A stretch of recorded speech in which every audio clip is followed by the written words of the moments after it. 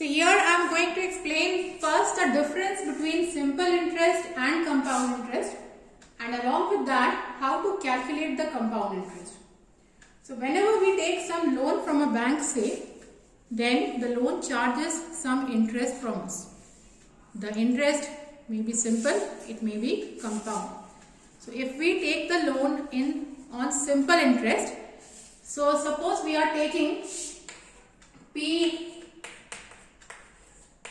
rupees. So P becomes our principal for say a time period T at a fixed rate of interest. The rate is fixed by the bank, say R, and we are asked to pay simple interest on it.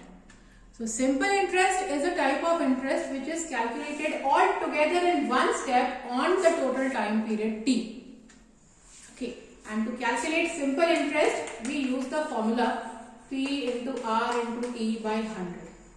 So this is the concept of simple interest, in which the total interest is calculated all together for a given time period, and at the end of time period T, the amount if you have to calculate, then it will be equal to the total principal, that is the total loan taken, along with the total simple interest that we have to pay.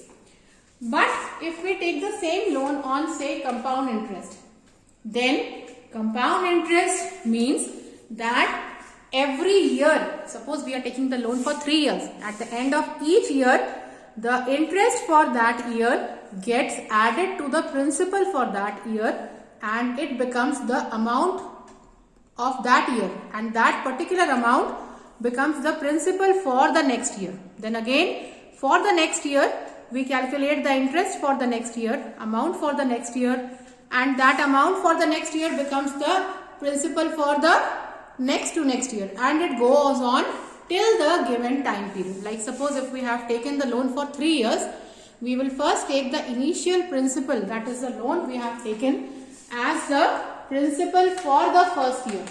The rate that is set by the bank is taken R, and for the first time we will take time 1 year. The total time period is 3 years, but we will take only one year time. Take the interest for the first year, P1 into R into T1 by 100.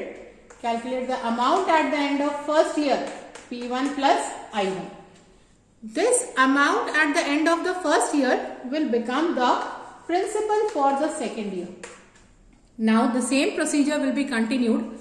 The same rate will be taken for the second year, and time again will be taken as 1 year. The time will be taken one by one, not all together. For the next year, that is for the second year, we calculate the interest P2 equal to I2 equals to P2 into R into T2 by 100. Then after calculating I2, what we will do is calculate the principal amount for the second year, that is P2 plus I2. This amount for the second year becomes the principal for the third year. So P3 equals to A2.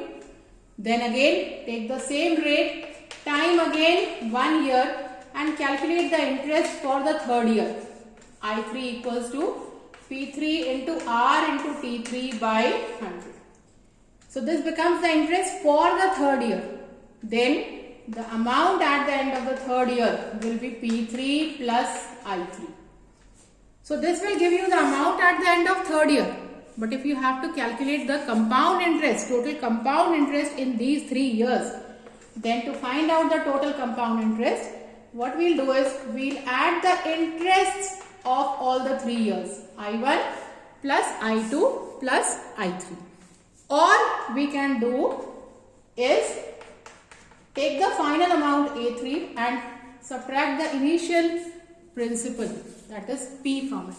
This will also give you the compound interest for the total time period of 3 years.